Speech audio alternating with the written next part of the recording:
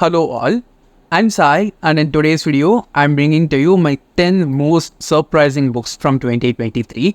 Now, these are the 10 books which surprised me but did not end up becoming one of my favorites for 2023. So, I'll not be including any of these books in my top 10 books of 2023 list. And they were also not normal that I could not include them in any specific video. They stood out for me and I wanted to give them a shout out here. That's why I'm making this video. And I've already published my disappointing reads of 2023 video, and my top 10 reads of 2023 will be coming up very soon. So if you've not checked out the previous video, it will be linked in the description as well as in the iCards, so do check it out. And now, without any further ado, let's get into the book's title. The first one is a manga, and I did not end up continuing with the series, okay? I just read the first 2 volumes, and after that, for some reason, I did not continue with the series. But I think I will be buying the physical copies of it and then read because it's not finished yet and it's ongoing. And the manga is Spy Family.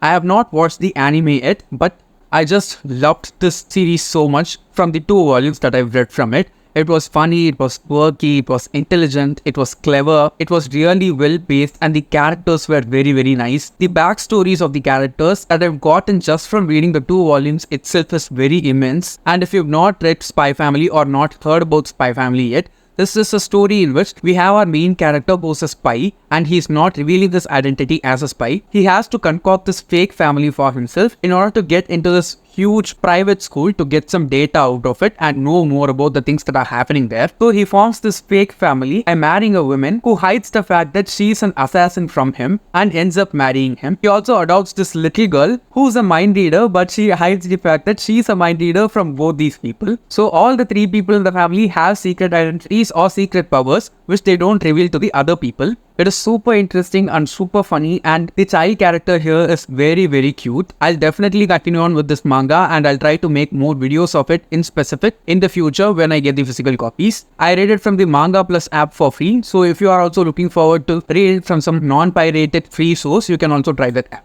The next one is a Japanese translated novel and it is Heaven by Miyako Kawakami. I just picked this book on a whim because it was very short. We were actually moving houses from one apartment to the other inside the same building. And while I was packing up my bookshelves from the old home, I was just listening to this audiobook the whole time, okay? The entire length of the audiobook was just around 6 or 7 hours and I was listening to it in 2 times speed. By the time I packed up the entire bookshelf, I just finished listening to the audiobook and it was such an experience, okay? It is about this very innocent friendship between these 2 little kids who are basically outcasts in the school and they are not liked by the other boys and girls in there. How they both provide comfort for each other through their friendship and how they stand for each other in times of need is the actual plot of this book. The writing of the author or the translation of the translator, to be even more specific, was just amazing, okay? The way in which she writes these sentences just puts the scene in front of our eyes and makes us see what these children are going through and what all they are doing in the scenes that are shown to us. It is not an easy book to read in terms of content because sometimes it can trigger a lot of emotions for some people. But as a first read from an author for such a short book, it had a huge impact on me and did not let me keep the book aside and made me keep on reading or listening in this particular case. I loved it totally and I also read another book by this author because of this one itself. I ended up loving that other book too, but this was definitely surprising for me. The next one is a memoir and it is Hunger by Roxane Gay. I read this as part of the books that I read for the Women's Day Readathon or something which I did in March, and it is the memoir of Roxane Gay in which she talks about how being overweight has affected her life and what all the society has made her feel and what are all the reasons behind her gaining weight and her entire life story as such. It was super impactful. The writing of the author was unfiltered yet very, very beautiful to read. I've just read this one book by her and I want to read even more of her books. I'm not sure whether she has written any fiction books or not, but she has written like 1 or 2 more non-fiction books which I want to check out. Bad Feminist by her is definitely one which is very high on my TBR after reading this book in specific. Again, I listened to the audiobook of this one which is narrated by the author herself, if I'm remembering it properly. It was an amazing experience. Again, a very tough book to read because you're going to listen to the entire story of a person's life and what all has happened behind this person who has been bullied and shamed throughout her life just because of her body. It made my eyes well at multiple instances because some of the scenes that happen here that are put forth in paper have actually happened to this women, and it will make your blood boil, it will make you angry, it will make you sad, it will just evoke all kinds of emotions out of you just as it did for me. It's easily one of the best memoirs that I've read and I will keep on reading more books by this author.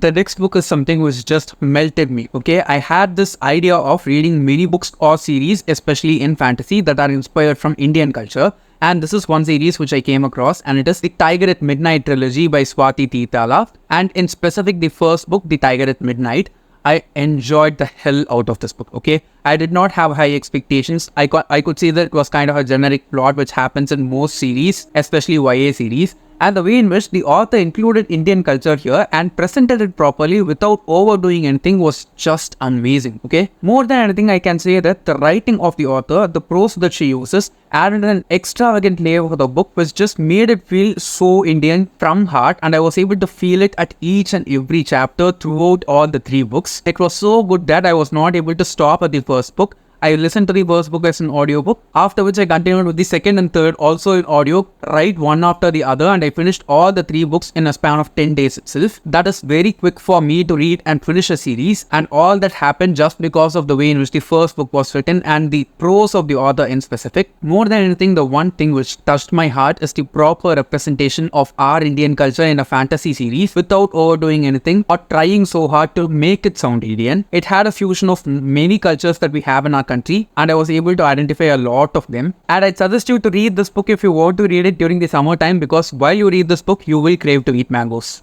If the previous book melted my heart, this book actually wrapped my small little heart in a warm, cozy blanket, and it's a graphic novel called Turtle Breath by Kim Joy. I even published a reel about this graphic novel in specific just a few days back, and it is easily one book which surprised me and swept me off my feet, because I usually have some kind of graphic novel on my phone that is available on Prime Reading or Kindle Unlimited, so that when I'm commuting to work and I don't get a seat, instead of just scrolling through Instagram or doing something which is mindless, I can just pick up my phone and flip through the graphic novels at least, so that I can get some reading done. At the same time, it can be a different form of media consumption for me. I picked this book up like that, and it just ended up amazing me so much, because it is a book which talks about this person who's in therapy and is highly depressed. She has a lot of bad things going on in her life. She's broke, she's not good with her job, she's just broken up with her partner, and when all these things are happening, in order to just take some load out of her mind, she joins this baking club or baking class, and how she finds and builds a family for herself inside this class is the actual plot. It is super cozy. It has a lot of representation done properly without just for the sake of doing it, and so many panels inside this book while you flip through it will just feel like someone is hugging you and just taking all the stress away from your body and mind. It felt super cozy, and I'd suggest you to try this during the winter time. I read it in the peak of summer here in Chennai, but if you read this during winter, trust me, you will cry, because it will be that good.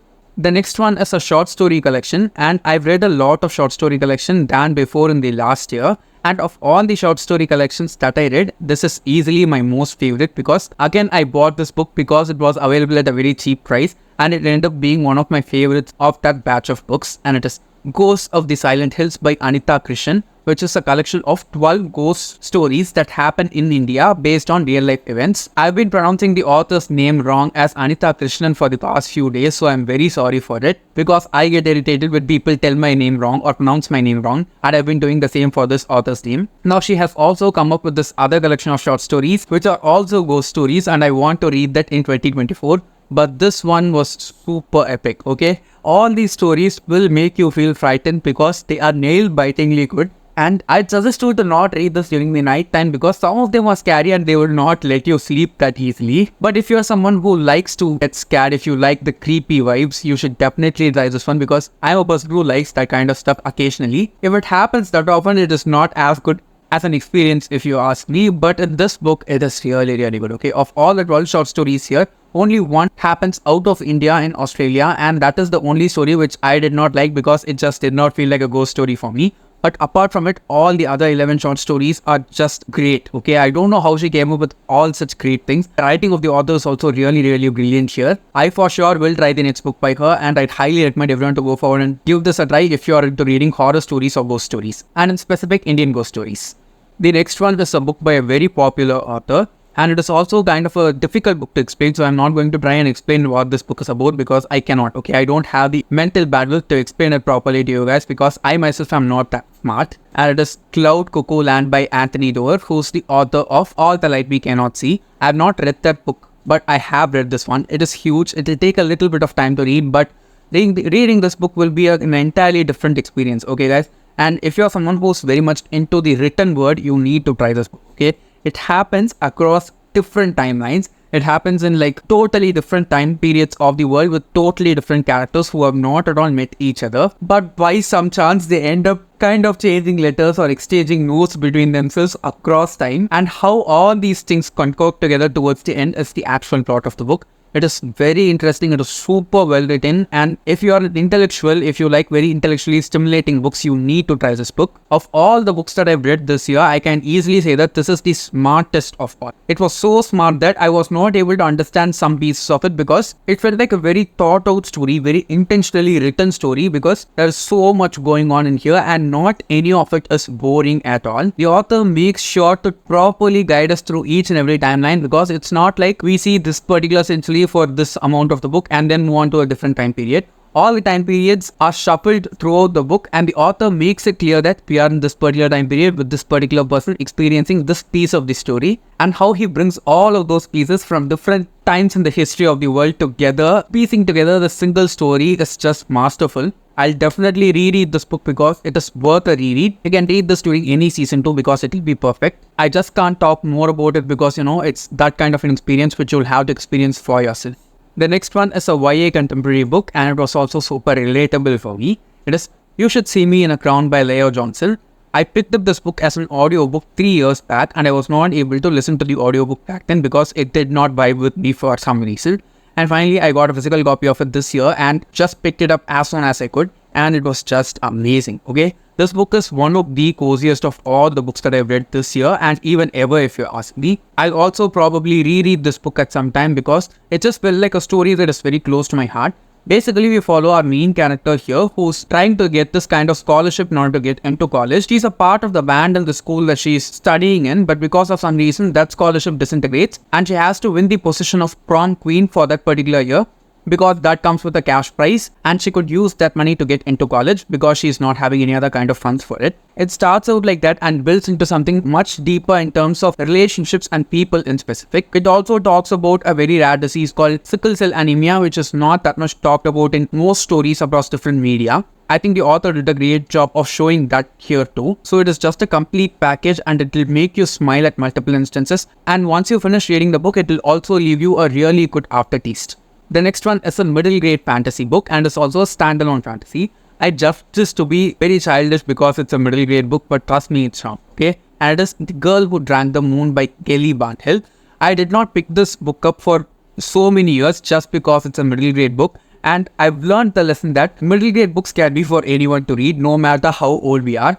I had this idea that middle grade books will be very childish for a person like me to read. I'm not saying that middle grade books cannot be read by adults. Some people tend to enjoy them, so it's completely their choice to do it. But if you are someone like me who thinks that children's books are just not for you even without trying, I'd say just keep that opinion aside for a bit and go forward and try this book, because it'll just change your opinion towards what middle grade fantasy can be like. It is not very straightforward. It is not all black and white. It has its own complexities and it shows us the world from the view of a child who's very innocent and is not spoiled by all the bad things that are going on in the world. There's also this tiny little dragon who always keeps on flying beside the girl here, and he's basically just like a small puppy dog. We also have this marsh-like creature who comes in, keeps on helping the girl, and also helps a witch to raise the girl when she's a baby. It is very wholesome and it will melt your heart again. And please don't think about this book as anything low like me just because it's a middle grade book. It is definitely something very original and peculiar, and I think many more people need to give it a try. The last book is yet another YA contemporary book,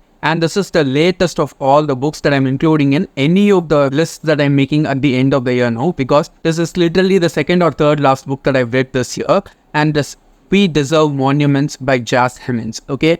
This book is really something that is too good to be YA, guys, okay? It feels like an adult book, but it is perfect for any kind of audience, okay? If you're like 13, 14 and over, you can definitely go forward and try this book because it is just perfect, okay? There are so many emotional things that are going on here. Basically, we follow our main character who moves from Washington DC to the small town in one of the southern states of America along with her family because her maternal grandmother is in the last few days of her life because of her terminal disease, and they as a family go forward and try to take care of her, because of which their entire life is uprooted from Washington DC and put in here. How she starts coping with the new soil in which she is put in, how she finds acquaintances for herself there, how she befriends people there, and how she understands her grandmother more than anything is the plot of this book. It is very emotional, it is deeply rooted and connected to the family, as I want many more YA books to be out there, and it was very unique also. I loved it from the first page to the last, and everything about this book just felt so close to my heart. So it is easily one book which surprised me very heavily this year.